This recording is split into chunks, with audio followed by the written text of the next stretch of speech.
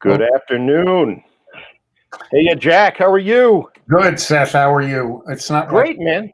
we don't talk a lot on the phone. So if anybody's looking at the logo on the bottom, you'll see the Hurt Business with Seth and Jack, and that line, in fact, comes from.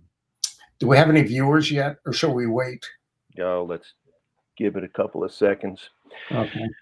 Yeah, but this is going live on YouTube afterwards, so there is content at the beginning that will get legs and traction. People know. Yeah, people are starting to log on now. Okay, so let's explain the logo down at the bottom. Mike Tyson was doing an interview once with Frost, the interviewer, and Frost said, "Mike, what is it? Why do you like to hurt people?" And Mike said, "Mr. Frost, I be in the hurt business." and that's where that came from. Speaking of the Hurt Business, welcome to Martha. Thank you for joining in. Martha LaMarche, a fellow admin on Detente. So, Jack, how was your weekend? What did you do? Did you do anything? Did you go out, or did you follow the rules like they're saying that you have to follow? Are you a rules follower? Are you a social distancer? You're in an awkward situation because your source of food has left the state entirely. That's exactly right. She's in California, attending to your daughter and son-in-law, and now you are in a position where you are left to go out and wander the wilds of Camden and Rockport looking for sustenance. Right now, is that still a question, or was that just a prelude to an explanation? I don't know. How's it going? I mean, you seemed to. Where'd you eat last night? Okay, well, where I eat every night, and that's Ports of Italy, which is on Route 1 in Rockport. I've gotten to know the chef and the manager quite well. They're from New York, and the food is so fabulous that I don't go anywhere else. And it's really, really good New York Italian food. I mean, like the best. So that's dinner every night. Lunch is sometimes at home, but sometimes at Mariners. Everything's masked. Everything is pretty cool. People sit away from each other. Yesterday, I had the fun of playing guitar with a friend of mine, Mark English. Yeah. And then I spend time building my guitars and playing, and it's a wonderful life, Seth. Awesome. And probably tuning into cable TV or the interwebs every now and then. I got to ask you, my favorite news story over the weekend since we last spoke was, I can't even remember her name, the lawyer, the conservative lawyer for the Trump lack of transition team, the Trump campaign, right, who is so batshit crazy that they kicked her off the legal team. My question to you, Jack, how crazy do you have to be to get kicked off the Trump campaign legal team? Let me quote you here. The crazed conspiracy theories of the Trump lawyer who claimed she would unleash the Kraken. Okay. Sidney Powell is her name. Sidney Powell. And she is so crazy that even Rudy looks sane next to her. Now, the Kraken, tell me about the Kraken, because I know in Sweden it means crow. Right. No, Kraken is the mythical sea creature that devours ships in transit. The Kraken. Unleash the Kraken. I think that's what the Kraken is. That's some sort of Leviathan of the sea. But unleashing the Kraken is a reference to it has as much weight in reality as the Trump legal team's actual legal strategy, which is alleged fraud on TV and then allege no fraud in court, because you go to jail if you allege fraud in court. And if there's no fraud and the judge says, hey, there's no proof of fraud here, I have a room with your name on it. Yeah, I thought maybe she was referring to Chris Christie, or I really didn't. That's the ass Kraken. Yes. Chris Christie is the ass Kraken. And if you have a picture of him in his baseball uniform, your favorite picture of Chris Christie. Yeah, just what I was going to say. That has got to be the most unfortunate photograph of any public figure ever shot. Oh, unbelievable. So what else? What else is in the news that tickled your fancy this weekend that you wanted to talk about? There are a number of things, but let's talk about who's on so we can say hello. We've got 7 viewers. Martha is saying, well, you know what? I can put it up and not have to worry about it. Okay. Okay. See the cracked chaos death. That's the Kraken. And another thing that good for you, Martha. That I noticed. Google, right? Yes. Thank you, Martha. Oh, great. Martha is like one of the most useful human beings on Facebook, by the way. Sounds like Epstein would say. Well, okay. So we promised that we'll talk about that a little bit later, but yeah. So, hi, Fiona. How are you, dear? Hey, Fiona. Fiona Chong checking in. Fiona Chong, one of our loyal viewers. Thank you for logging in again, Fiona. Yeah. So, Jack, what a collection of misdeeds and missteps by the Trump campaign this past weekend. It looks like people are starting to bail, including the aforementioned Chris Christie, who is so sensitive about it that he was on a 4-panel discussion yesterday. Mm-hmm. And one of the panelists said, well, something about Chris Christie. And he says, I don't need to be lectured by you. And she says, I wasn't lecturing you. I was giving you credit for something you had done.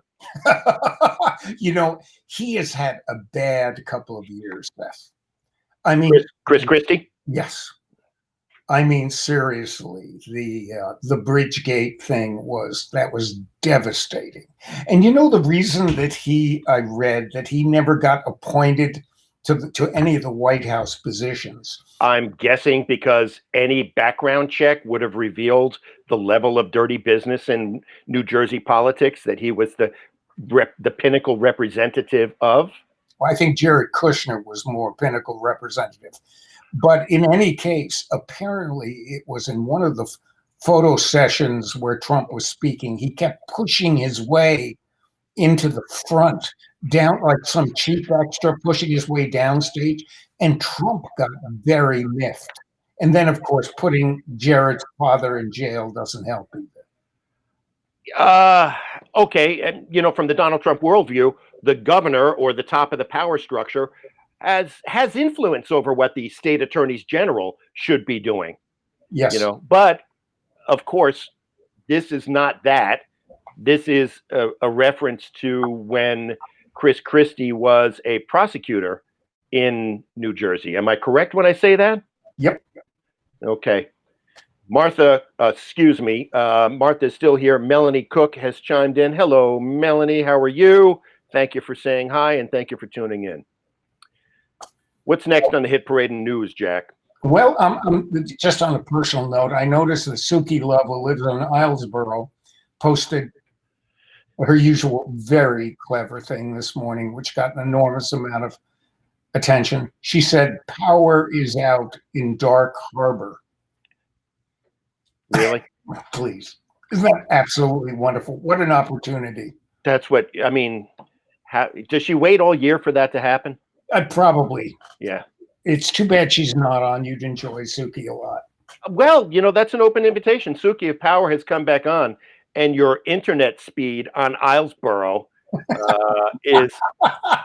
There's an oxymoron. Yeah. So, I wonder what the down and up on Islesboro is with, I don't know, who's the service provider out there? Lincolnville Telephone and Telecom. Lincolnville Telephone and Telecom, one of the most difficult service providers. Being from what I understand from reports from Lincolnville, being a customer of what is now called Tidewater Telecom. It's a great name. Yeah. Tidewater, because you're getting swamped. Can't you just see all these cables in the mud and clam diggers are out there digging up clams? Yeah. Hey, Adam, good to see you. and and they're moving it. They're moving at just about the same speed. Yeah, as yeah, they do. Adam saying they own their own fiber company. They own their own fiber company poorly, Adam. Well, given it's Islesboro, the chances are they bought their own satellite. I have a feeling. I think I know how this works. You do.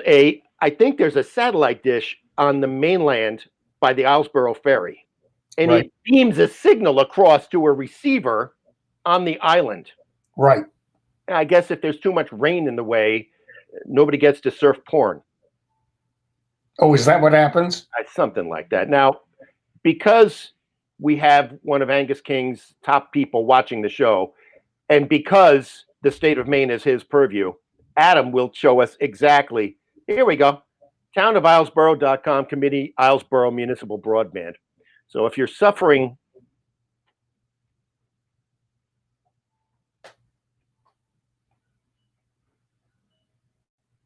Adam says no. I've either misidentified him horribly, for which I apologize, or the link is hot. The link isn't hot. At any rate, Adam says they own their own fiber company, and that's their problem. Well, today, Jack, we're all reined in over here on the mid-coast. It's the perfect day to sit at home and watch these two idiots on your computer screen talk about the goings-on of the day. So what else are you going to do? So here's one, Seth. Pentagon faces backlash over proposal to allow non-veteran presidents to be buried at Arlington, with some saying Trump is behind push to ensure he is laid to rest at the military cemetery. I have a better idea. Yeah, I'm sure. I don't think that Private Bone Spurs should. The guy who called our veterans losers and suckers should even get to be able to drive by Arlington. I agree. I think that what would happen if that transpired, it seems now that the lame duck session of the Trump presidency is a string of intentional screw yous to the country and to everybody, the Republican Party, the military, the Democratic Party, Joe Biden in particular. It's just a series of I'm going to salt the earth so that, because as Mary Trump said, we have somebody who's infantile and is incapable of processing the fact that he lost, won't appear in front of a TV or a TV camera or a gaggle of reporters because he's just too embarrassed to answer the questions that would come. I have an idea about this. And a couple of years ago, I thought you could probably make this into a financial opportunity, but I think it probably should be a nonprofit. And what you do is you solicit for shipping and handling, you solicit urine samples from people all over the world, small urine samples, and you collect them. You obviously have to cover that expense.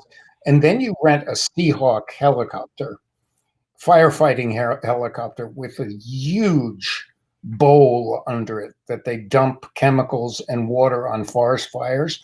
You put them all together, and wherever Trump is buried, you overfly and dump it. So thousands, if not tens of thousands of people could pee on Trump's grave. Wow, I would pay money for that. Oh, anybody would. Yeah, what an opportunity. And this reason alone, by the way, is the reason that they regard you as an entrepreneurial genius. Okay, Fiona says, have you read Mary Trump's book?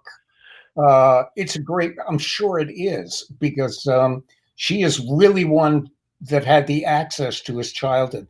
I didn't read it, but the idea that he stole all the money from his family, one by one. Really kind of an incredible story, isn't it? Really? It literally stole it out from under his family. Wow. Okay. That's a good lead in, actually. These New York City relationships, they go back.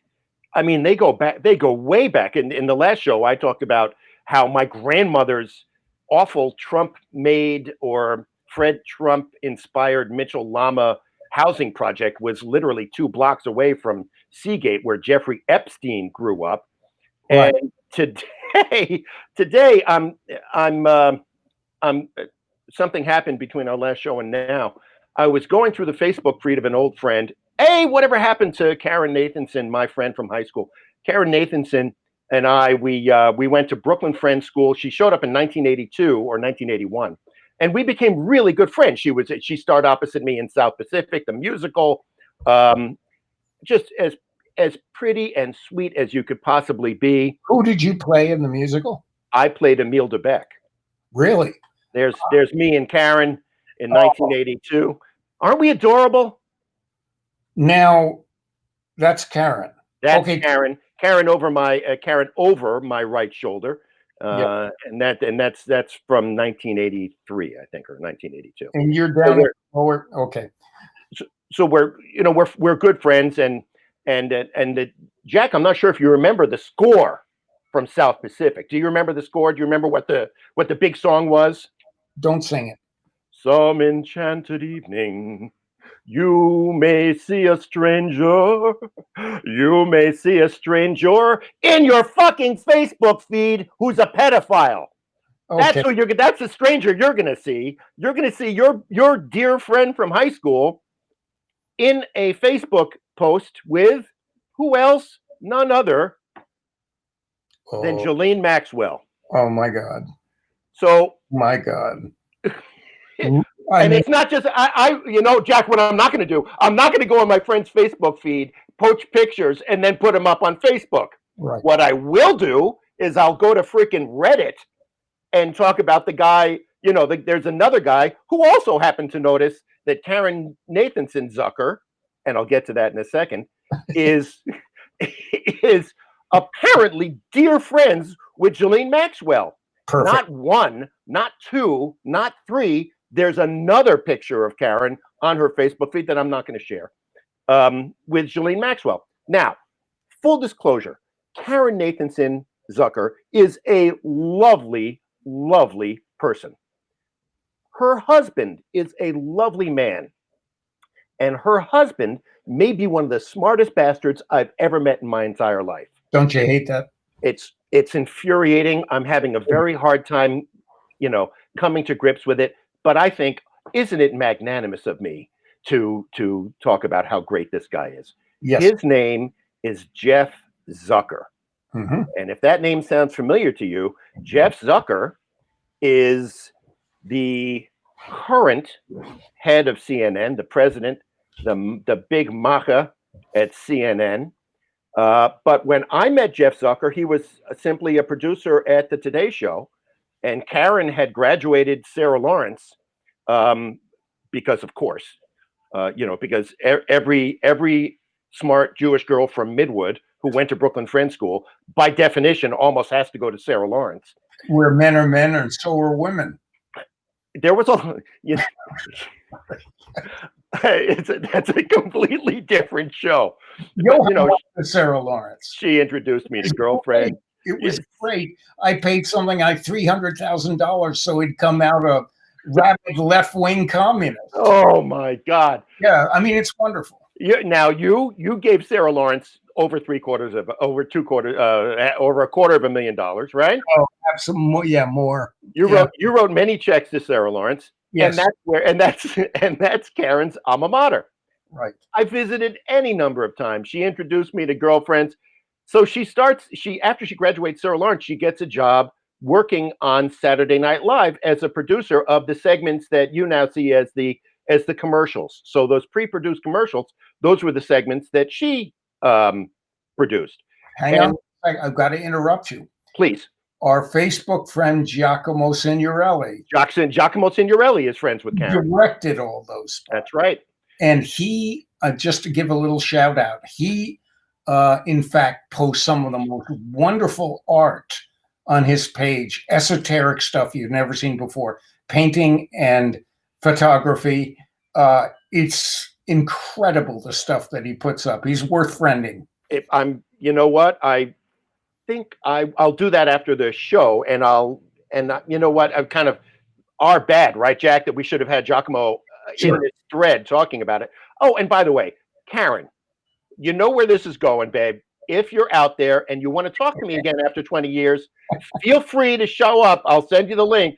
You can absolutely come on and talk about your relationship with Jeffrey Epstein's girlfriend. Although I'm sure that's the last thing in the universe that you want to do, and you are probably mortified by it.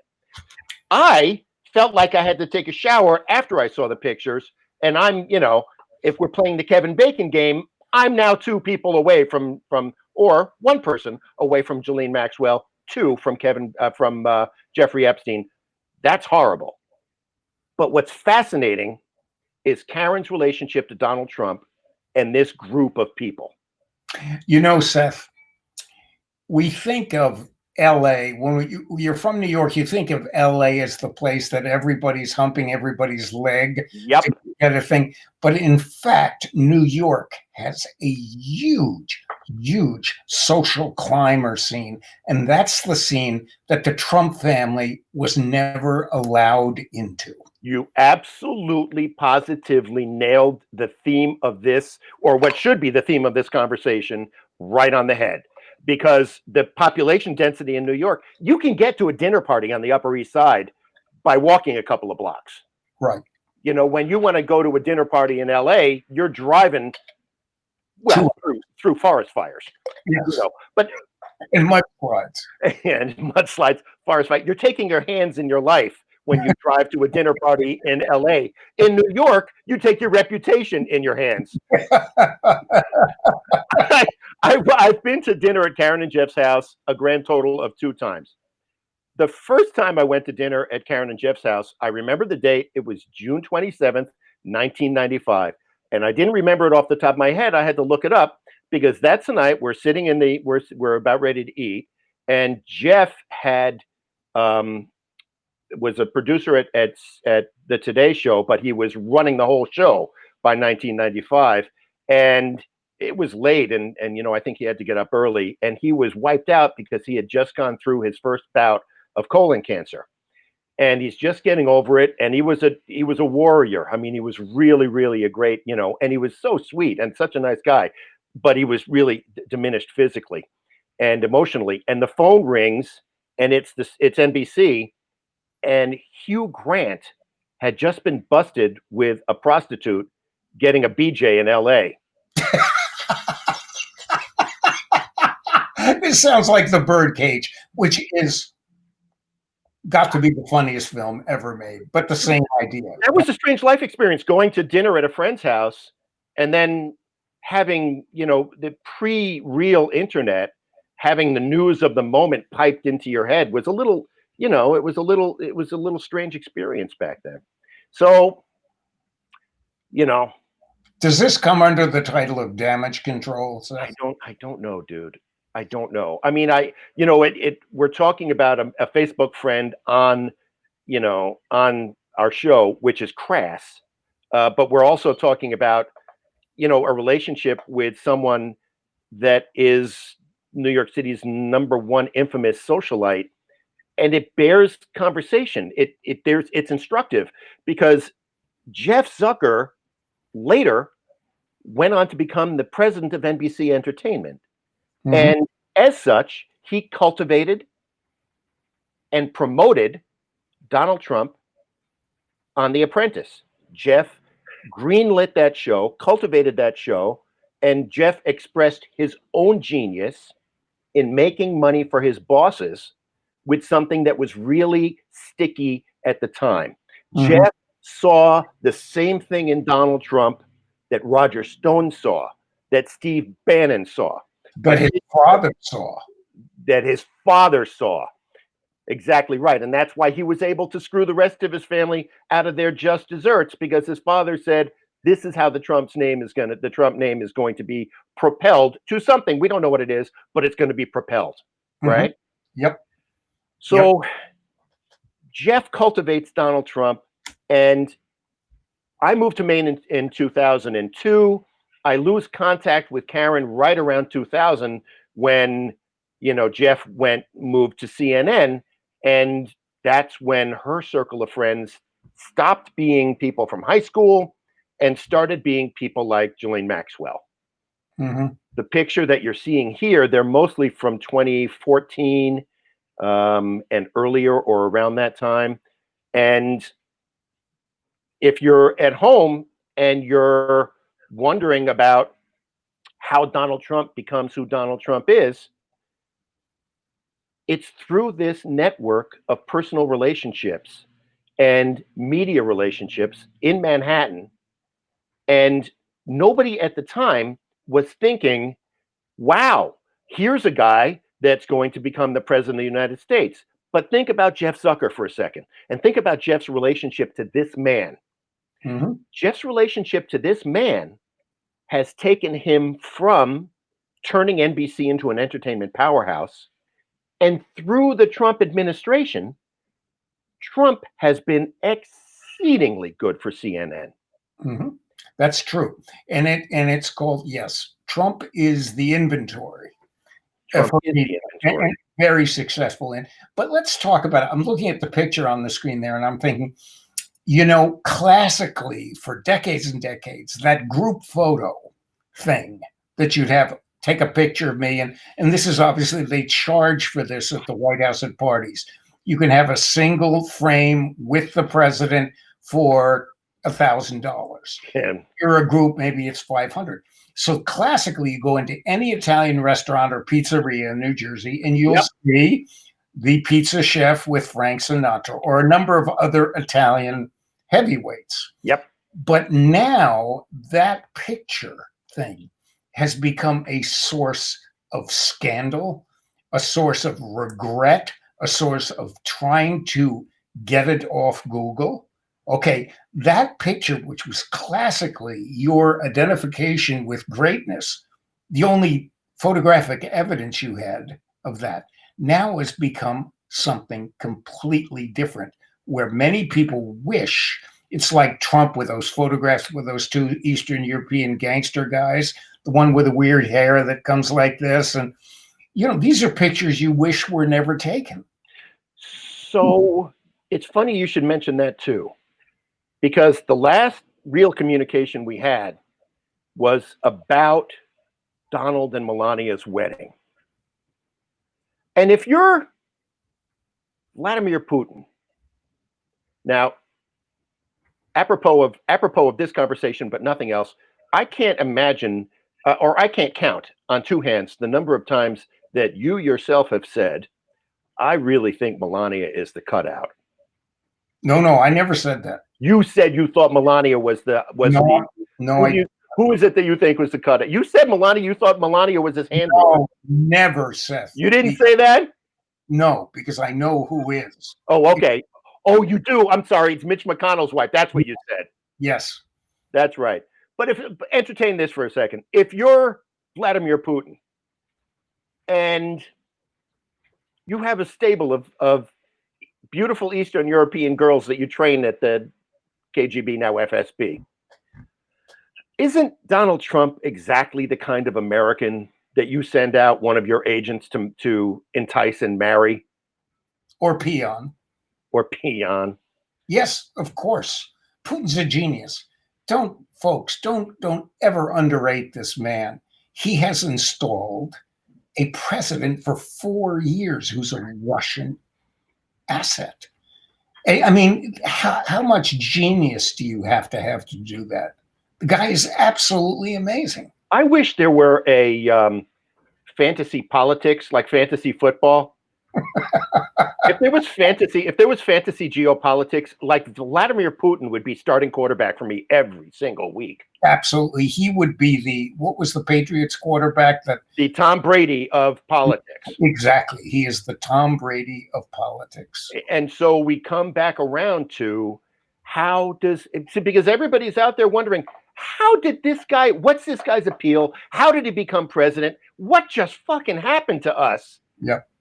And the truth of the matter is, what just happened to us is the result of changes in our culture and things that are absolutely the same in our culture. There are dinner parties in New York that Jack and Seth will never be invited to. Frankly, there are dinner parties in New York that Karen will never be invited to. Yes, that's true. Ours. And Maine. Yes, right. But the Karens and Jeffs got to this level party, Yep. right? Where you would be invited to, Donald Trump's wedding because you're his boss on TV. But there is a Johnson and Johnson, Bloomberg, white shoe law firm on retainer billionaire set. They don't do dinner parties. Yes. Because they don't need to. Yes. They're insular. That's exactly right. And these people are not insular. These people are still involved in. Now think about where Karen came from, Avenue M and 20-something Street. I ended up living for a time on Avenue M and 32nd Street. This is New York Jewish suburbia. And that's where we moved after Park Slope. We moved into Jessica's grandmother's house that they had owned since the 1930s. It's row houses, Archie Bunker. Karen's dad was a corporate lawyer. Her mom was a housewife. She had two brothers who also went to school. These are lovely people. I mean, these are lovely American dream working class people trying to achieve the American dream. And Karen, I think, interpreted that as marry well. She got a job at NBC and she married really, really well. She did a great job. And she attained the American dream. Right now, I'm sure she's worth tens of millions of dollars. The postscript is Karen and Jeff, from what I understand, are no longer married, right? So during the Trump administration, those two guys split up. So this is not, this is no longer something that she can either A, talk about, because I'm sure there's a non-disclosure. But Seth, isn't this just another example of the American success story, just like Melania? Absolutely. The Slovakian success story of Melania. Slovenian. Or is it Slovenia, Slovakia. Are they neighbors? Are they close to each other? Czechoslovakia is now Slovakia, right? Whereas Slovenia is more Eastern European. Is that correct? I think so. You have the Czech Republic, okay, also, which is a separate entity now. Okay. I believe. Yeah. Just like other Americans, I'm absolutely illiterate in geography of Eastern Europe. Which leads us to a very important point, and that is the overwhelming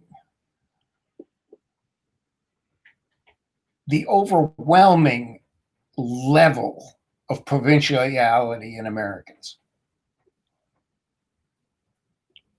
Yeah. And, you and I, we sit here and we're casting aspersions and we're casting judgment on people who are not that, and are not, from the Upper East Side dinner party set. And, there are people that have never, when I moved to Lincolnville, there was somebody who I met whose child went to school with AJ. She had never been out of Waldo County. Yep. And she was a fundamentalist Christian. All she needed to know was inside that book. And you know something? It's a wonderful way of living. It's like the shtetl, in Belarus, until the Germans come. And then you get an idea of what reality really is. We're not going to go there, Seth, but you couldn't possibly be more right. I mean, you couldn't possibly be more right. And it's so comfortable. I mean, I've insulted Mainers, Trumpers, by saying that they've never been south of the Bath Bridge. And that's a way of saying, okay, you're provincial. And yet the comfort zone that you can exist in Maine, even from COVID in many cases, is exceptional and aspirational. And who would not want to do that? Here we go, leading our lives, trying to emulate a certain aspiration, right? I mean, isn't the American life an aspirational one? Aren't we perpetually striving for more? And the antithesis of that is, people, I think of myself, would I be able to do what, for instance, Gushy does? He gets dressed, gets in the same truck, goes to the same job, and he'll work in the woods until he can't do it anymore. That's honorable, hard work. Let me interrupt, Seth. It's very interesting that America is a magnet for people that sees the affluence, the toys, the lifestyle, because advertising for decades has been selling the beautiful blonde on the beach and the Coca-Cola and this, and everybody thinks that's America. Then the immigrants come here because they want that lifestyle, and they realize it's not that at all. No. And what Americans are saying, listen, drink our products, buy our products, but do not fucking come here. Okay, that's the message. And then you have in the United Well, that's the message now. I mean, that's the message for the past 4 years, right? Exactly. Don't bring your kids. So the thing is, then you have a group of Americans who have all these things and decide they want to live like people did in the shtetl. They go back to the land, they have the little cabin, and you have these people in the middle of this affluence, probably because they're not starving, that decide that they want to go back and live the way the people that come here lived. Is that so? Is that the root of the resentment that has been so attractive to the 72 million people who voted for Donald Trump? Is there some disconnect between that reality and the reality that we currently enjoy, one of technological sophistication and affluence? It's more that Obama became president. Think of the message that's sending to people. Okay. Most people are dissatisfied to a certain degree with their lives, particularly if they're sitting on a bar stool on Sunday watching the game or whatever that culture is. Okay. They're a little disappointed in their lives, and they see this absolutely elegant, beautifully spoken head of the Harvard Law Review, a mind like a trap, probably an IQ in the 170s, black guy as president. Can you imagine? Again, and a common theme, Jack, is Harvard. Going back to, that Harvard is a fascinating place. That's the place where they teach people how to think to be uber successful and uber intelligent. Yes. Ironically enough, Jeff Zucker went to Harvard, where they taught him, where he was the head of the Harvard Review, the president of the newspaper there, and they had a famous rivalry with the National Lampoon. Yep. And you know who that is? That's Augie. Of course it's Augie. A police car went by, and every time the police car goes by, he got lost one day, and the police rescued him, and he spent a lot of time with the cops, and they played with him for like half a day. Mm-hmm. And ever since a cop car goes by, he loves saying hi to his buddies that drive by in the street. So I thought he was pining for the fjords. He might as well be. And then at first I thought it was AJ. No, AJ went to work this morning. Oh, he did. Sans a haircut. I've been begging him to get a haircut for a while. I got a haircut. I'm going to shave my head because I've always said you should do that. That's a great look for you. Well, here's the thing. Nee wants me to model some kimonos. Nee has a wonderful, and she has these hung up in her studio. A friend of hers was going to Goodwill with 20 antique kimonos. And he said, hold the phone. Yeah, no, you're not. I'll be right there. Yes, exactly. Yeah, let me explain to you a little thing I like to call a permanent loan. They're on permanent loan, the kimonos. That expression is difficult because if you contribute something to the outside museum, you may hear that expression. And I don't know exactly what that means, but it makes me uncomfortable. I believe it is a term that we like to use in the world of taxation and write-offs. Oh, of course. Of course. This is another Trumpism. Yes. The permanent loan. Permanent loan is something that people with Jeff Zucker money do. Or excuse me, Mike Bloomberg money. Mike Bloomberg money do. Mike Bloomberg permanently loaned me a bunch of money when I ran his campaign in Knox County, by the way. That guy paid well. Go figure. Right? You recognize another Jew from New York. Oh my God, it's in Maine. Fabulous. Let me just throw money at that guy. The best Christmas party I ever went to in my entire life was Mike Bloomberg's 1999 Christmas party. The entire Museum of Natural History was rented out for the Bloomberg Christmas party. No. And there was nothing but food all over the place. The whole museum, there were legs of mutton that were, guys were carving. And the seafood section was the wonderful room with the blue whale over top. The 1999 budget for the Bloomberg Christmas party was $1 million for the food alone. So it was a pile of burgers that Trump served in the. Can you imagine side by side, sir? Would you like some more foie gras? No, thanks, Mike Bloomberg. Have another burger, Seth. They're fresh. Thanks, Donald Trump. He's a piece of work. There it is in crystalline in crystal.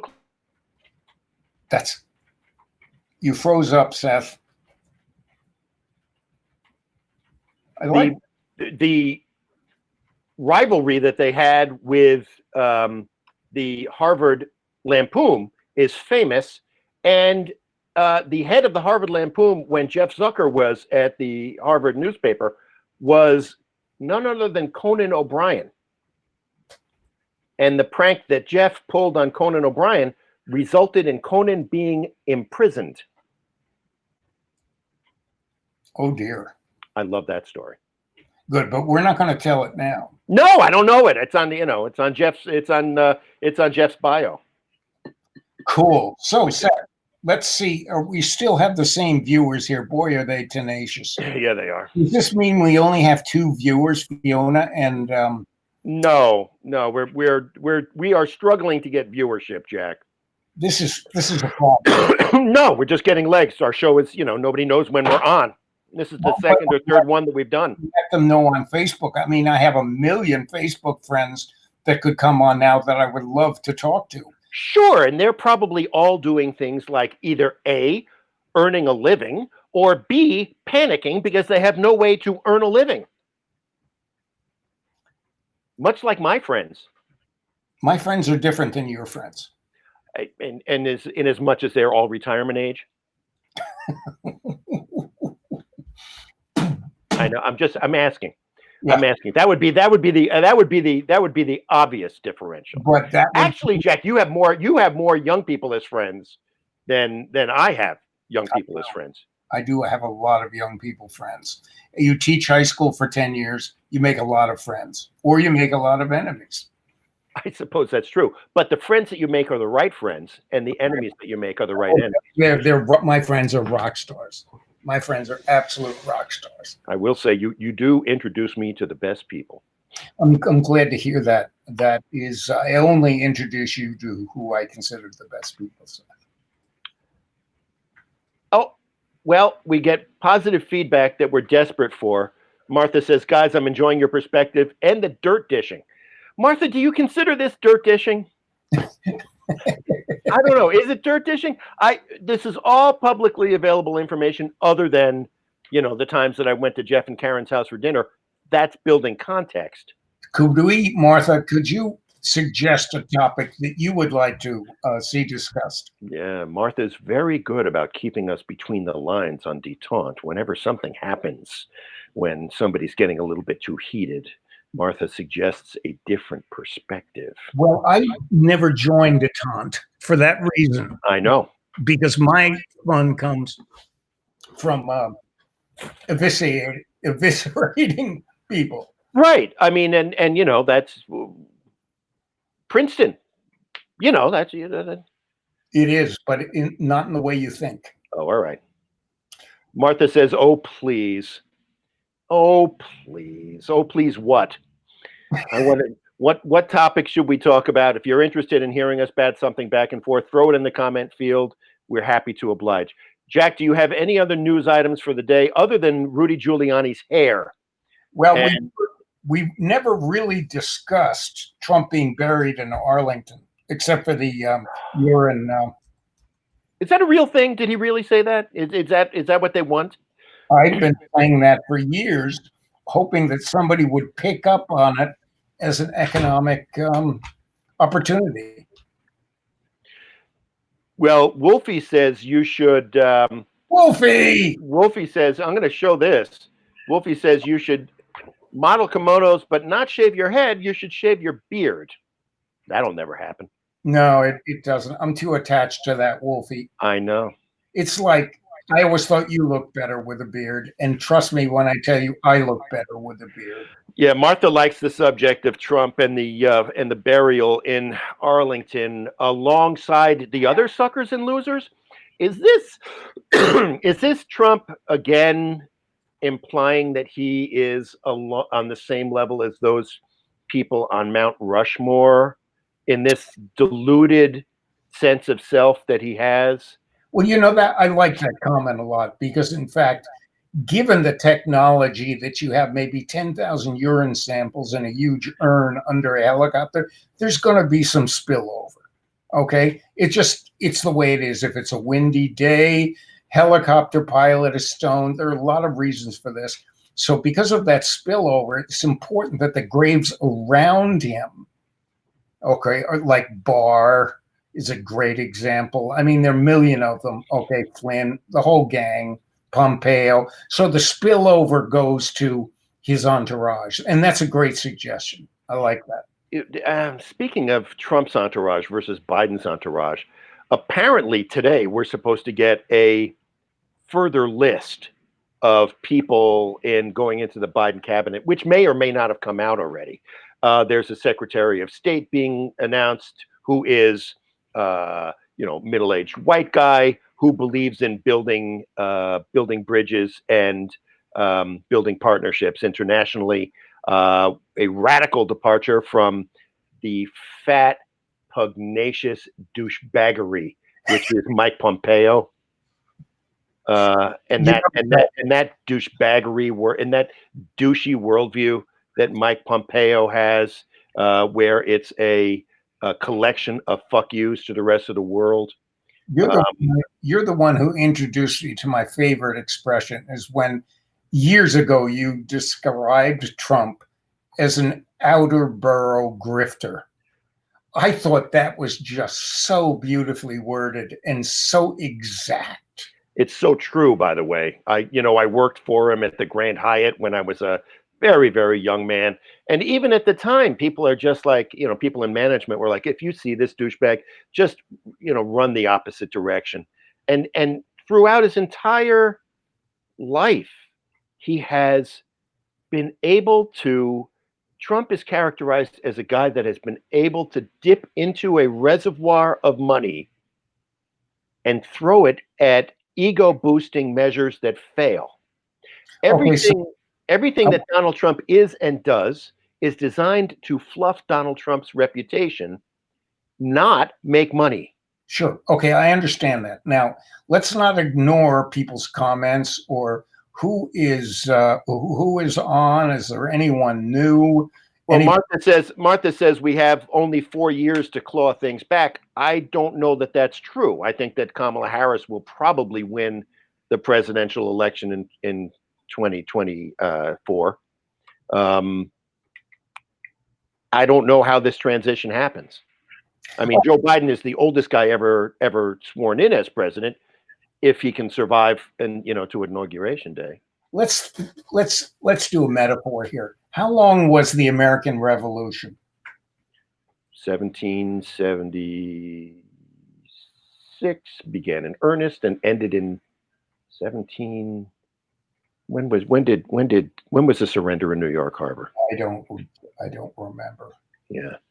In any case, it wasn't 1780, 1779. Maybe. Okay, so we have 3 or 4 years. So let's go, Kamala. Here's the thing. How much time did it take? No, we can't. How much literature and history, dramatic reenactments have we experienced since then? So when you take the 4 years of the Trump presidency as high quality entertainment for those smart enough to understand that it can be entertainment if you want to stay sane. So how many years are we going to get historically, dramatically, the story of Trump? I mean, it is the gift that keeps on giving. It will never, never end, Seth. And in fact, experiencing it. They don't let you tweet from jail, Jack. Doesn't matter. I know. But how many of these fuckers have to go to jail? This is the fascinating drama that we're going to be talking about for the next year. This is the history of the Trump administration. It is going to dominate literature and drama and television and the internet for years to come. You got to remember what happened when he was actually on TV. Make America Trump again. Mata. Mm-hmm. Chris Wolfie says, make America Trump again. You got to remember what happened to his actual ratings on The Apprentice. Year one, blockbuster. Jeff Zucker hit a fucking home run. Year two, okay, still a blockbuster, still what they called must-see TV. However, Revolutionary War lasted 7 years. Thank you, Chris. He's been Chris. Year two, season 2 of The Apprentice, slightly less, and now we start to see some of the threadbare show through. By year 4 and then on, we had Celebrity Apprentice, and the batshit crazy of Omarosa and people deciding that they're going to tune in elsewhere. The ratings started to go down. My ratings, they went down. It's definitely Jeff Zucker's fault, not my fault. But it was his fault. So Trump has a history on TV of bad ratings going down. Trump has proven that he does have a history of making things boring for people who are watching him. Okay, let me address Martha's comment here. She says, how much of reality TV that started with The Apprentice is responsible for so much of what's Trump's supporters today? She finishes it by saying, I would say all. Yes, let me address that. And then she says, trash in, trash out. Yeah, let me address that, though. Most of America knows Trump from The Apprentice. That's how they know him. Okay, TV show. He's admired because he's a bully. People don't understand that he's dumber than a brick. Okay, the people from New York who've lived in New York like Seth and I, we always knew who Donald Trump was. He is the laughing stock of New York City. He always has been. He's a joke. You mention his name or Trump Steaks or Trump Airline, and people just bend over laughing. He's always been that. He's been nothing else. Nobody watches The Apprentice. Nobody gives a shit. It's a shit show. So all of a sudden you have this New York urban area that knows who he is, and everybody else thinks he's a TV star. Jesus. That's the genius of Jeff Zucker. Okay. Knows middle America, understands the ethos, understands what's attractive, and still exists in the Upper East Side dinner party set. Okay, that's very good. Okay, so now that leads us to television. Let's talk television for a while. We are. But let's talk worthwhile watching television. You mean TV, not a la 1995 to 2015? Maybe. One of my favorite shows, which is on Facebook, in fact, is Patty Mayo. Okay, which is a good-looking young, I think, ex-Marine bounty hunter, but he's not one of these animals. I'm sorry, what's the name of the show? Patty Mayo. Patty Mayo. Okay, the bounty hunter. Yes. Bounty hunter. And he basically goes out in the South and the Southwest and grabs people for bail jumping. And it could be for a serious crime, or it could be just non-payment of a loan that he's gotten from a loan broker, somebody to get out of jail on temporary leave. And the show, it's interesting. I'm going to talk about the show because one of the reasons I like it. Number one, he's an incredibly magnetic character. He's very boy-like. He's tough, but he's a little skinny guy. But he's He's charming.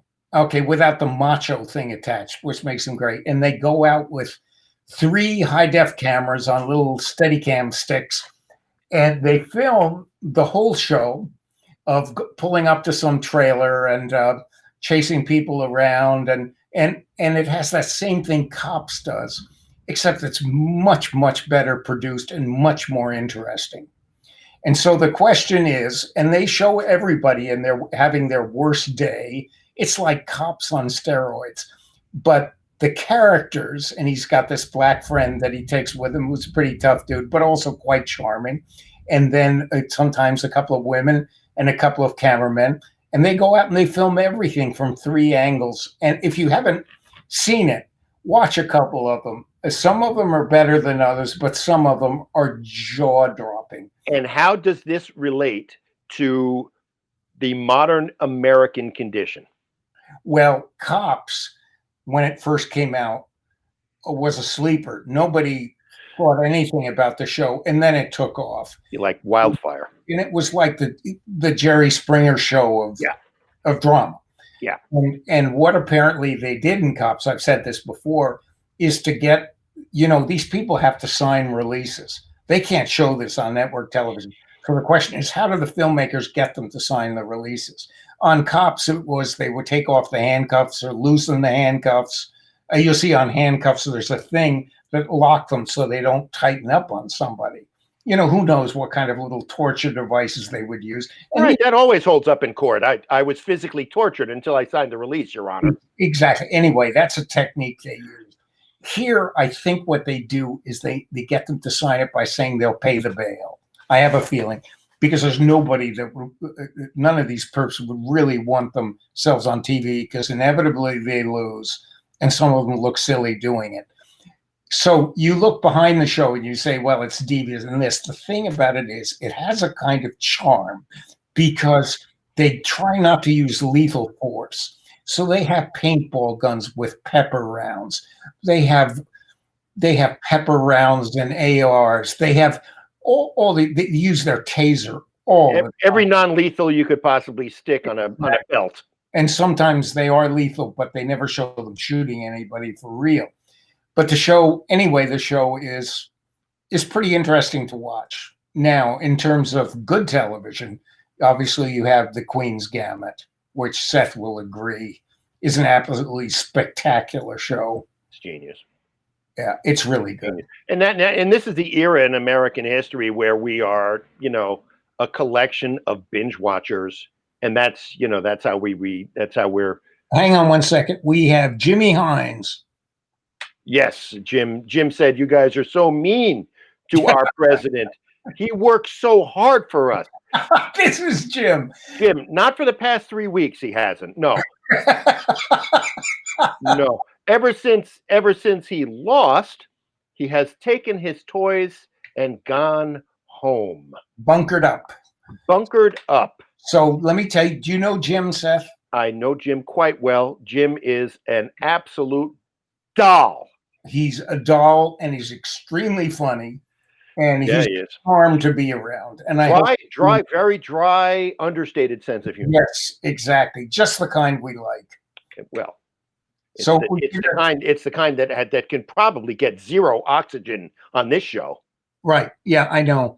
And do you want to put him on if he wants to? Yeah, Jimmy, you got time for us, buddy? You want to come on? If so, I'll shoot you the link. The link to the telecast is copied, and can I even make this? You guys, you're all making me blush. Well, Jimmy, here we go. I'm going to shoot you the link in chat, buddy boy. He would have brought in hair and makeup from LA if he knew this moment was coming. It's impromptu. It's impromptu, Jackie boy. Have you seen Rachel broadcasting from home? Yeah. I adore her. Yeah, me too. She's a lovely woman. Oh, describe lovely woman. And she, and she's Jimmy, I just sent you the link in Instant Messenger.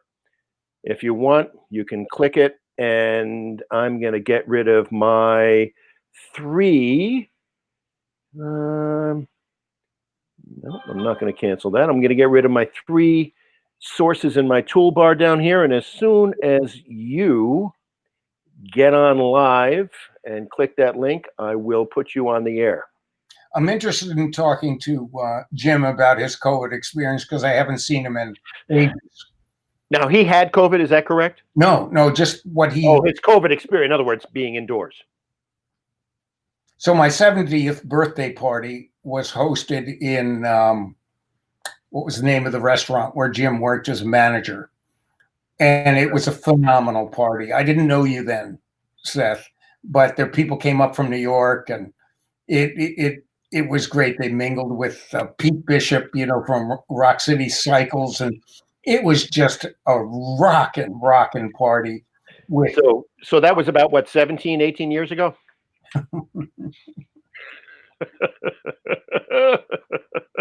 We're going to be joined by Jimmy here in just a second. Oh, good. I want to see.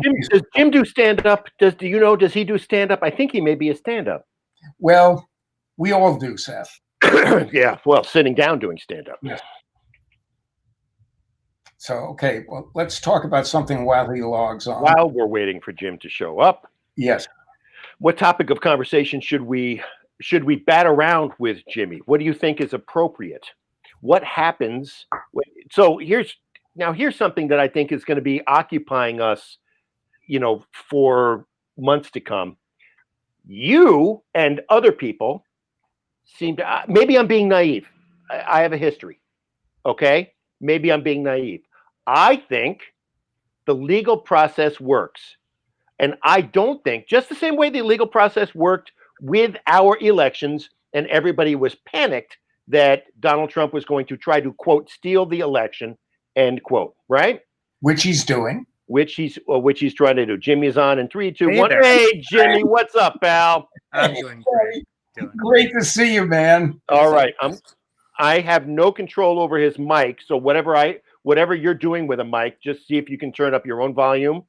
I have no idea how to do this because I think you're okay. We're gonna have to not talk when you talk. Okay. You're doing good. How you doing, pal? You live in Portland, right? Yes, the big city. Yeah. I'm living. Yeah, man. So you moved down to Portland like what, 6, 8 months ago?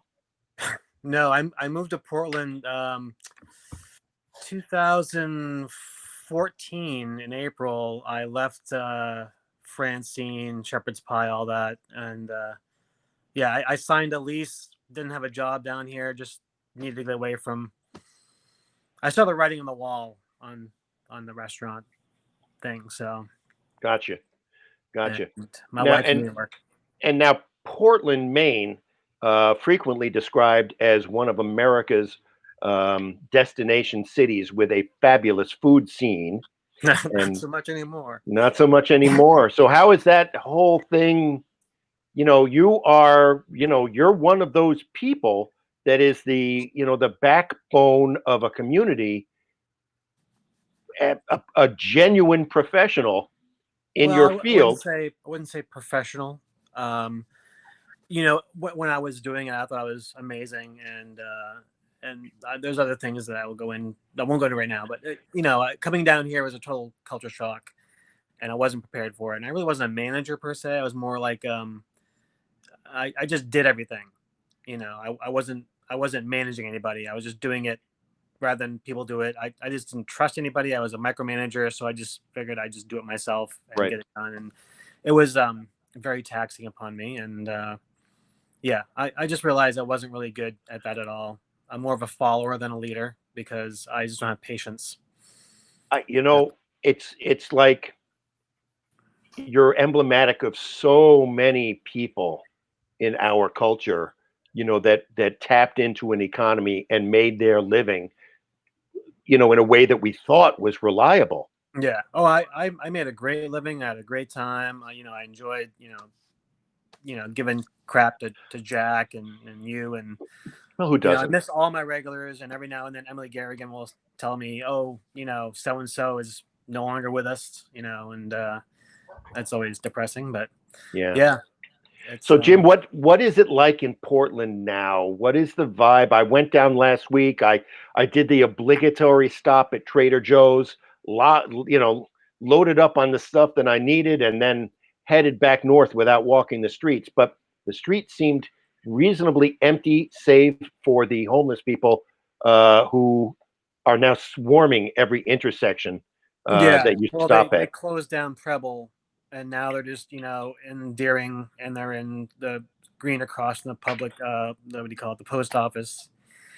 I don't get out much. I'm truly, every now I went up to visit Emily a while ago, and then I felt weird doing that. That was before it got worse up there. Yeah. But Sarah is working from home 60 hours, 60, 70 hours a week, trying to keep her nonprofit afloat because she's the development director. I got done in March, and I'm done with restaurants. I mean, it was hard enough dealing with people before this, and I'm childcare.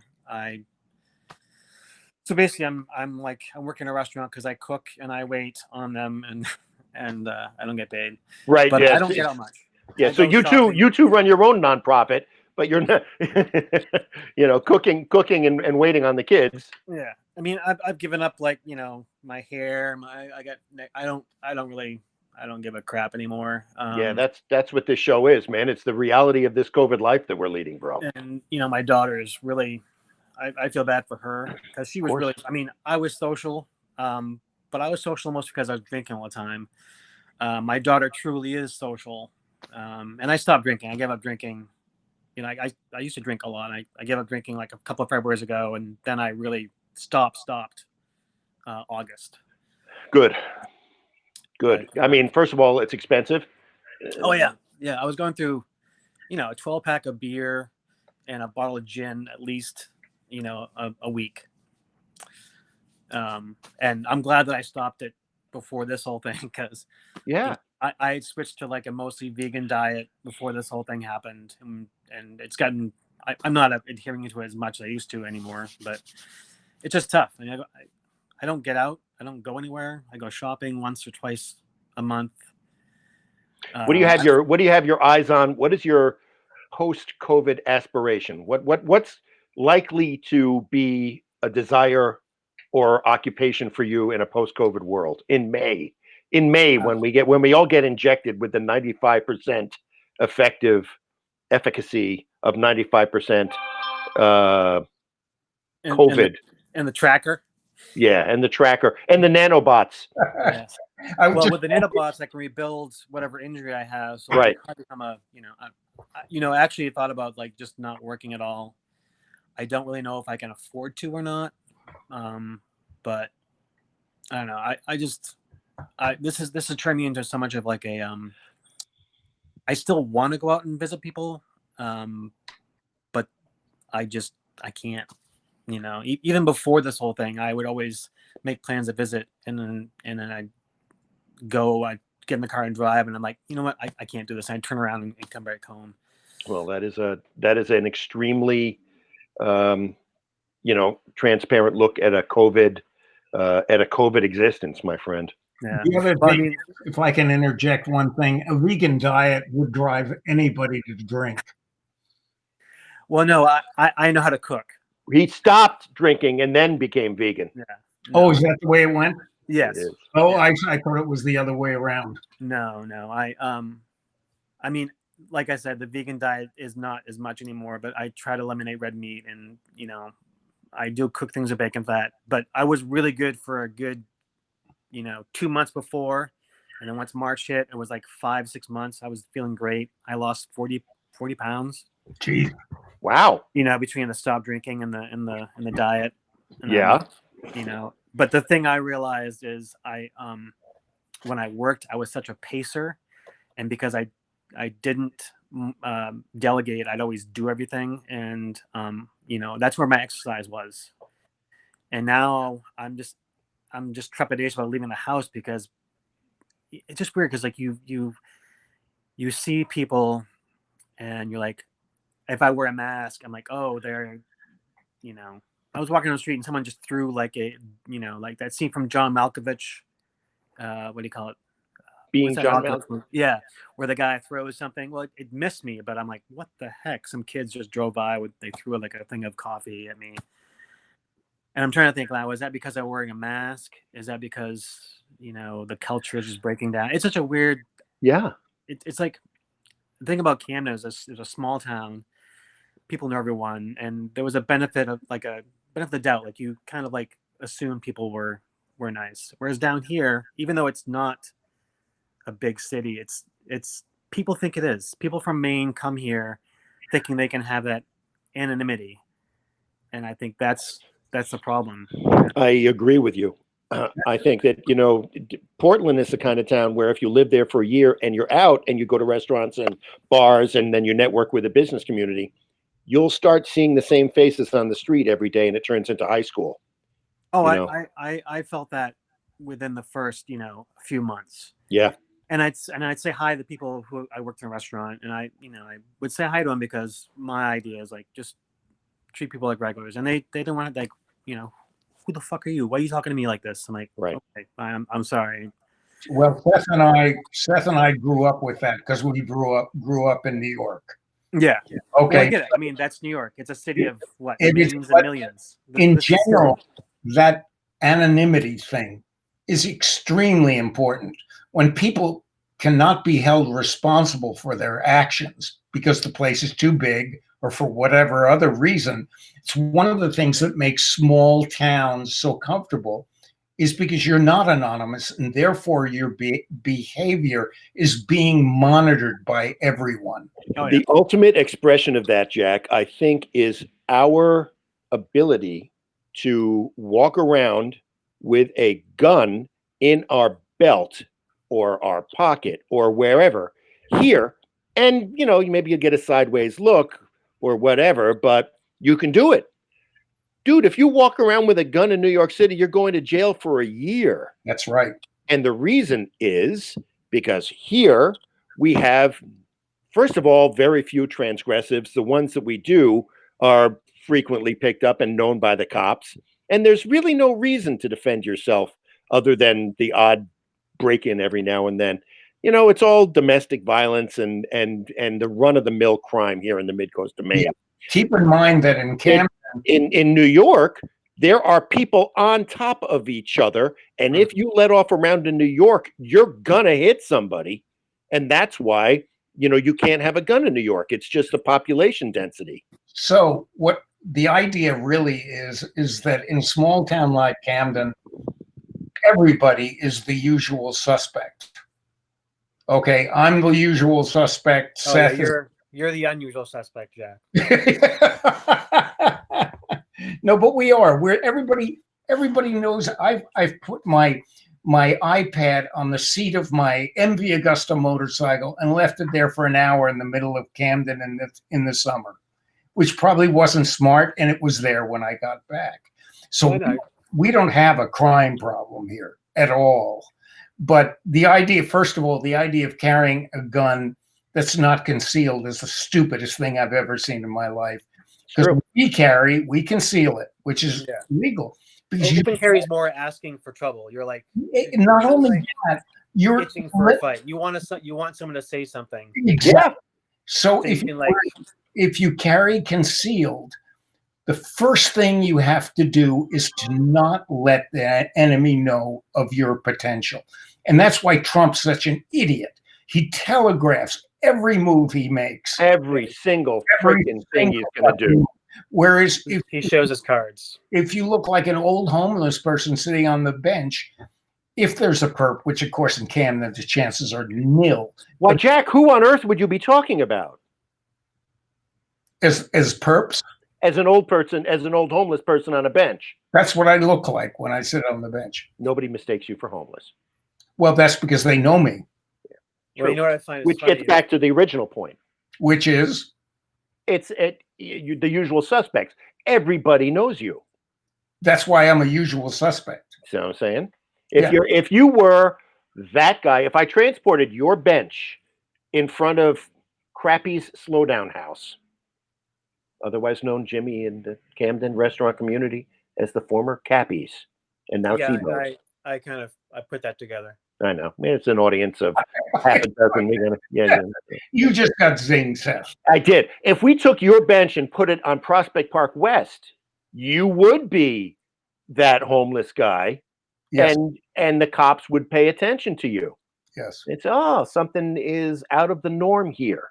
Yes. In New York, when you're walking down the street, your senses of human behavior become heightened 24/7.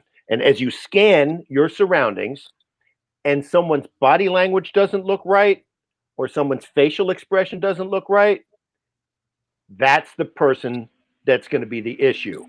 9 out of 10 times, that's the person that's the issue. If you're going to work or you have an objective or you have something that you're trying to do and you're not going to fuck with anybody, that's 99 out of 100 people. The one person, the one potential transgressive in the street that's out to make money off you is easily identifiable to Jack and to me. To people who are not conversant in that language, they can't recognize those people. That's true. I used to, when I was in New York, I would always carry a Cobra, which is one of those flick out clubs with a lead ball in the end and the spring. That was in my left pocket. I'm left-handed, and mace in my right pocket. And that was what my brother and I, we both carried, because you can't carry a pistol in New York, because the Seth says if you get caught, it's Rikers Island for a year, somewhere nobody wants to be. And that was the wardrobe du jour every day in Memphis. And so let's bring this around to the disconnect, Jack. The question of the year. Let's just look at the evidence that we've had before, and let's just look at the evidence that we have now. The evidence that we had before was an amazing intro, Seth. I mean, we have an election system which is based on laws, right? Our election system is. I gotta go. It was fun chatting. Jimmy, thank you very much, bud. I gotta go too, Seth. Take care, man. No, you don't. You're gonna stay right here. Jimmy, take care. Jimmy's great. Thank you, Jimmy. We love you, buddy. Best. So we have an election system based on laws, right? Mm-hmm. And those laws are being enforced, and Joe Biden will be sworn in as president. People who were unfamiliar with those laws, who are not legal experts in election. Martha has a question that we're going to get to in just a second that dovetails with this. Mm-hmm. Those same people who are unfamiliar, and God, how is it that we now all of a sudden have to become experts in election law? I mean, what a great civics lesson Donald Trump has been for the nation. But Jack, we knew that we had election laws in this country, and we knew that those election laws would be enforced. And we assumed that once Biden won, he was going to be able to come to office because that's how our laws work, and that's the country that we have. And they have proven once Michigan gets certified and these Republican imbeciles end up getting slapped again in court, that we'll have an outcome with that. You know who else has laws, Jack? The state of New York has laws. The city of New York has laws, and the federal government of the United States has laws. They have a lot of laws that have to do with fraud. They have to do with tax evasion. And these are not, contrary to what Donald Trump's entire life experience has been, these are not negotiable things. So, is it or is it not axiomatic that Donald Trump will be imprisoned for fraud after he leaves office, as well as his children? Let me get back to you. I'm just going to use the men's room. That is fabulous. I can't believe that we had to do that outro, the bathroom outro. Okay, so what I'm going to do is I'm going to answer Martha's question. Martha's question is, change of subject, do you think Lindsey Graham and others are being blackmailed? God knows what will be revealed about Graham. We talked about this a little bit last week, Martha, and I was very upset for a different reason. I was upset because I think that and Fiona says, would he be able to get immunity after the presidency? Only from someone inclined to pardon him. And I think the internal politics in the Democratic Party would destroy Biden's presidency if he pardoned Trump. And there is no pardon power for crimes in New York State. Andrew Cuomo, who Trump has been not exactly charming to, is the only person that has power over that in some way, shape, or form. He can commute sentences, but I don't think that Andrew Cuomo has the ability to instruct Letitia James, the New York State Attorney General, how to behave. Getting back to Martha's question is Lindsey Graham being blackmailed? And I said, isn't it a shame that a gay man can't live as a gay man in the Republican Party? Okay, and that yes. Hello, interrupt. Hi, Jack. Welcome back, Martha. Here's what I think. I think that most politicians can be blackmailed, and I think that the reason that they aren't is they have this understanding between them, which is, if I don't go after you, you're not going to go after me. Any organization works that way, whether it's the teachers union or the police or anybody. Is, I'm going to let you do what you do. I'm not going to bust you for it. I'm not going to bring it to light. I'm not going to criticize it if you let me be the same. That's my analysis of politics in general. So if you take Lindsey Graham, as Seth alluded to, yes, Lindsey Graham may have used male escort services. Mitch McConnell is another example. Well, let's look at Mitch.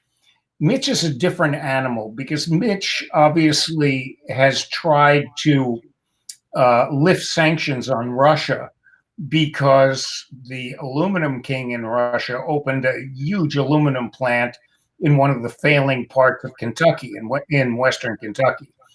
So he has made a deal, which I'm sure involved some very, very big offshore money. He has made a deal with Russia, this plant, which makes his constituents happy, for helping. God bless you, buddy. Thank you. I have a retainer in here. For helping Mitch try to lift the Magnitsky Act sanctions on Russia, which would free up the frozen money. That being said, Mitch's wife, who's Chinese, is that prosecutable? Do you think, in retrospect? No. Well, only for the fact. No, it's not. If there'd been cash involved, yes. But he's really just, he can get cover for this really easily. It's obvious that he's doing it, but he's not going to get called out by the other Republican and Democratic senators, because they have the same shit going on. It's not as big or as obvious in this, but they have the same shit going on. Now, once again, Mitch is different because his wife is Chinese. She's very wealthy. She's part of an owner of a huge Chinese shipping company. And if you read about this, you'll see that, I mean, I'm convinced personally that she's Putin's cutout. Okay, because she works very much under the radar. That's my feeling. Okay. Be that as it may, I think back to the original thing, if you take Christie or any of these politicians, they all are hiding something. And there is this undiscussed rule that you don't out anybody else so you don't get outed yourself. Now, let me see what Martha thinks about that idea. Well, she says, God bless. Trump doesn't play by those rules. God bless, and she agrees. I've also shared the link with Martha. So if Martha is interested in coming on, sure, by all means. Jack, I have to make room in the toolbar. If I lose you, come back in, okay? Because I have you twice here. Let's see what happens. Mm-hmm. Nope, you're still there. Good, fabulous. So now I have all that space. So the question still stands: what ultimately happens next? Because we're moving from the, oh my God, Trump part of our lives to the what comes next part of our lives. We've been suffering patriotic existential threats. And Martha's not coming on with us, but she is commenting in the comment section. What we've been suffering these existential, geopolitical existential threats are patriotic, are threats to things that we took for granted. Oh my God, what's happening to our country? Who are we surrounded with? And why have they been activated? That's what we've been dealing with, prior to now. Now we're shifting gears, and now we get the Schadenfreude kind of Greek chorus end of the story. Mm-hmm. And now we get to see what I think what happens now, Jack, is the effect of time on the national conversation and the effect of the return to the rule of law. What happens to those 72 million voters that voted for Trump? Well, now we have the power of the presidency in that bully pulpit, and what you can do with messaging, the country's messaging with that bully pulpit from the White House, combined with all of these impending prosecutions, which in and of themselves are non-events for you and I. The only event is the messages that come out of those prosecutions. And the messages that come out of the prosecutions are going to be, wow, this guy really was a criminal. And don't you feel a certain way now from lining yourself up with somebody who so obviously was a criminal? Like, if you think about all the people these past 4 years, buddy, if you think about all the people that you and I have lost as friends or we've engaged with constructively about this presidency and what it means for the United States, isn't that the ultimate thing that's going to have the greatest impact? 4 years of revelatory stuff about who Trump really was, because Trump has had the curtain of the presidency that has hid who he really is, and now that curtain is going to be pulled back, and we're going to get to see who Donald Trump really is. Who is it that you were really supporting, and what is the amount of time or bandwidth between the beginning of that and when it starts to feel like beating a dead horse? Well, I don't think that's going to happen necessarily. I think the news is going to be usurped, or the attempt will be made to usurp that into the mistreatment narrative, which we've been seeing for years now. So what I mean is, if Trump's people, I don't say Trump because he'll probably be in jail, if Trump's people start a network, the message is going to be exactly what it's been for 4 years, that he's a victim of a conspiracy. Do you honestly think that Trump has the capacity, the emotional and mental capacity to run a net? He's now, keeping in mind, he's ruined every business that he's been involved in, and he's constitutionally incapable of not being the boss. That's why I didn't say Trump, I said his people, because what I think it is going to be another licensing agreement. The Trump name, Trump Steaks, Trump Airlines, obviously every one of them has gone tits up. But there's nothing, and I'm sure you could get at a rock bottom price to call your show Trump TV or whatever you want it to call it. But it's a licensing agreement, Seth. Well, now as the show goes on, as you and I discuss, another brick in the wall has started to come out. Steve Schwartzman, he's a very good friend of Donald Trump and the Blackstone Group CEO. Right. Steve Schwartzman has, it's a crack in the wall. Steve Schwartzman recognizes Biden as president-elect. Okay, Seth, Robert has written something here. I saw that. You want to read it? You go ahead, because my text is tiny here. Gotcha. Okay, so it says Lindsey Graham committed a felony and should be held accountable on January 20th, 2020 at 12:01 p.m. By the way, it's 12:16 p.m. I believe the inauguration begins at 12:15. I could be wrong, but you're exactly right. We are a nation of laws. At least we used to be. I'm not so sure anymore. Um, it remains to be seen. We are a nation of laws, and if the new powers do not investigate and with a grand jury, then the injustice and crimes against America will compound the injustice done to American people, and then Trump will be above the law. I couldn't agree more. Great comment. Couldn't agree more. And so, does Joe Biden and the Biden administration have a not only moral obligation, but also a political obligation, which really should be? It was Obama's big failing, and why Obama's presidency, in my opinion, is the most of which is a failed presidency, which resulted in Donald Trump, because Obama refused to do the political heavy lifting that Democratic presidents should do. And that's why you can't, it's okay to be angry with Obama in retrospect, because part of what he did resulted in Donald Trump. That's the question, Jack. And then Tom Cantlin chiming in again saying, when he's behind bars, his base will disappear. Will it? I agree with you that that's what has to happen. But is that fake news as well?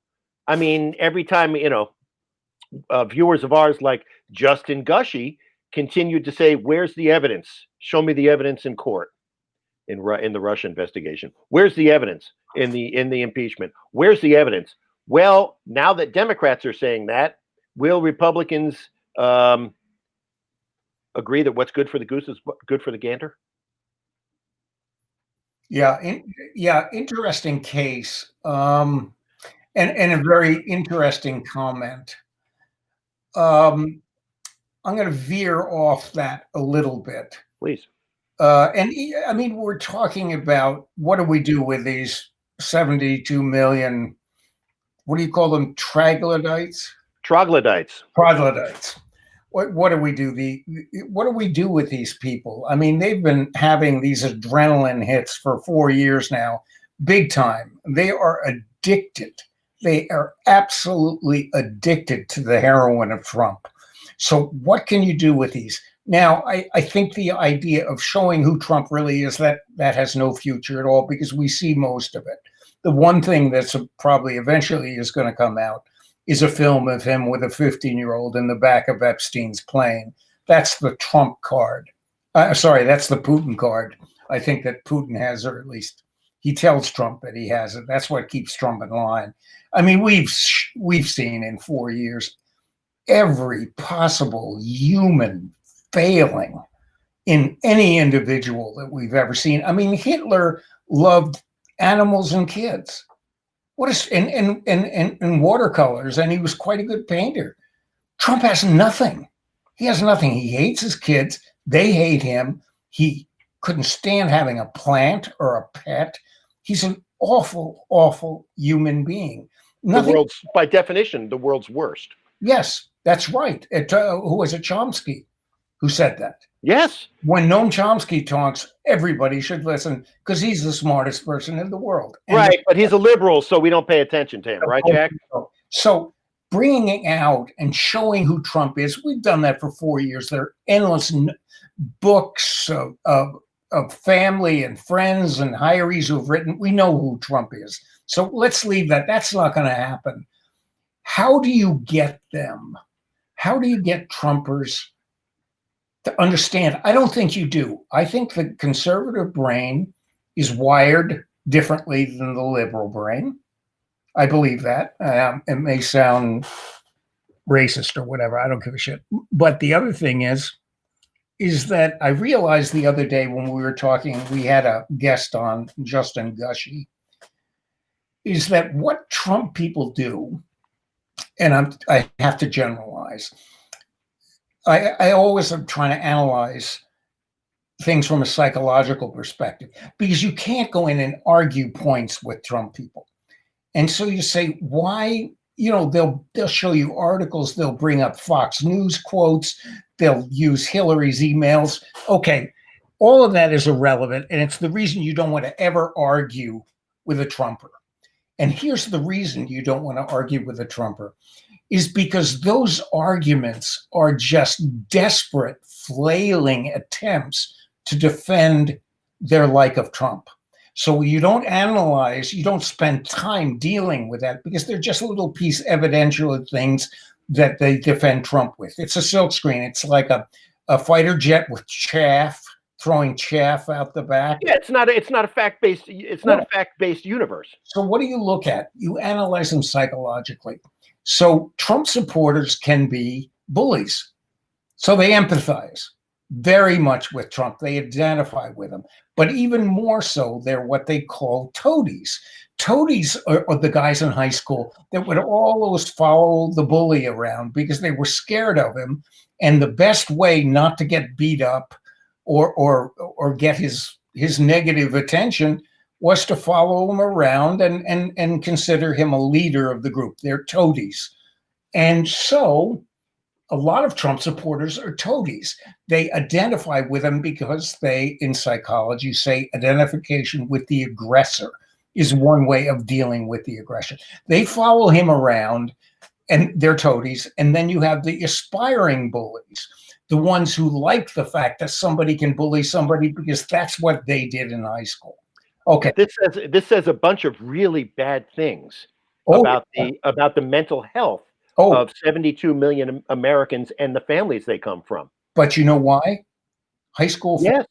High school football. It's the household.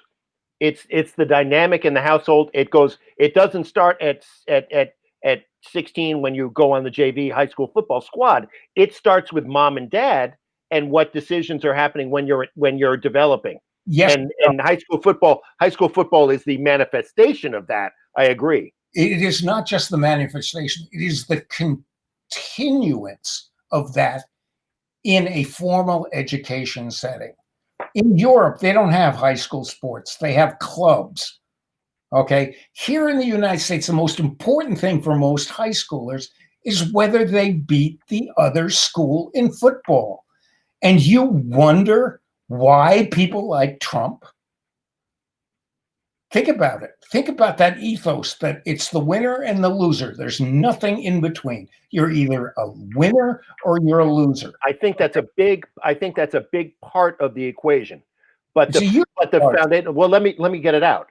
The formation of the psychology of the individual, the decision making, and the basic way that mommy and daddy are branded on these individuals.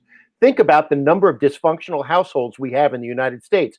Donald Trump is the president that came along and said, this form of emotional dysfunction is good. This form of emotional dysfunction should be seen on it. They recognize themselves in Trump. They recognize an ideal version of themselves in Trump. And Trump is the one that told them, it's okay. Thanksgiving is coming up in 4 days.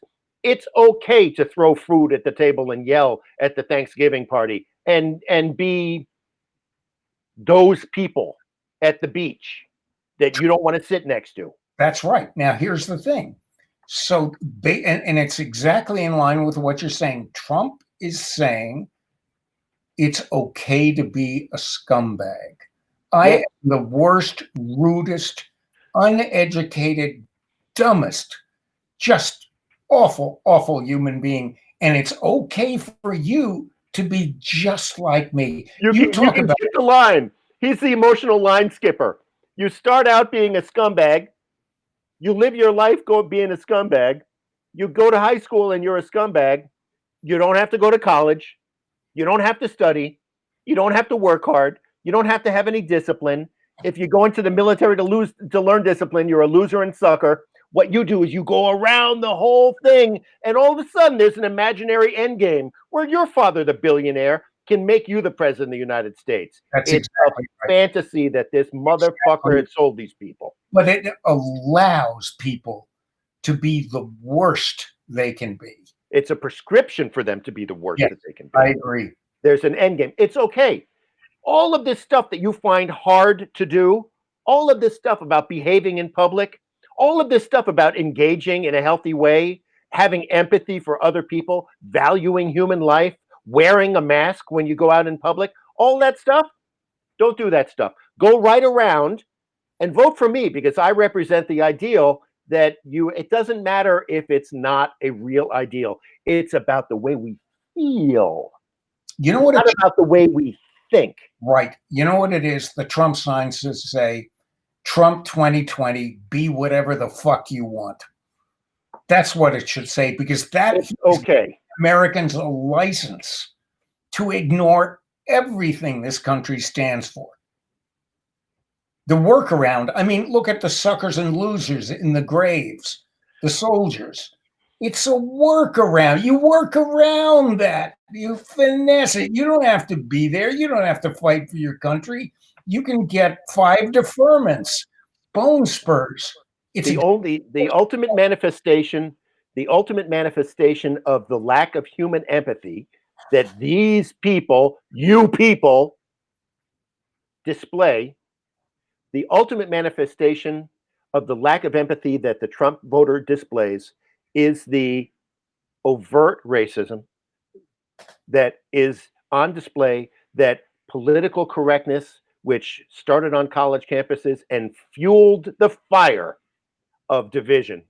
The liberal elite saying, essentially, have some fucking manners. Stop eating with your hands. Come out of the fucking cave. Engage constructively. Be a part of society. Do that. Don't be a misogynist. Don't use words that hurt other people's feelings. The N-word being the number one. You can't do that. And by the way, now everyone can see it, and it's in your face. In your car, in your home, on your screen, in your pocket, in your phone. Everyone can see your behavior. The ultimate lack of empathy for 72 million people is the racism overtly that they display. It's the only way that you can morally justify caging little brown people, children, stealing them from their parents, ripping them out of their mother and father's arms and putting them in cages, convincing them that they've been abandoned by those very same people, and then refusing to fund the psychological care for those same children. A human being that does that is the problem. If you support that with your vote and your emotions, you're the problem. We have to deal with the 72 million people that think that's okay. And I'm sorry. We've tried being nice. I think the intervention globally has to be a little bit more than being nice, because what's happened to us, now speaking not holistically, but literally globally, what's happened to America on the world stage is we are now put in a position where our partners, the nice people that buy our products and ideas, those people, they know that we cannot be trusted because we have 72 million people that think it's okay to cage children who don't agree with the ideas of American exceptionalism, who are authoritarians.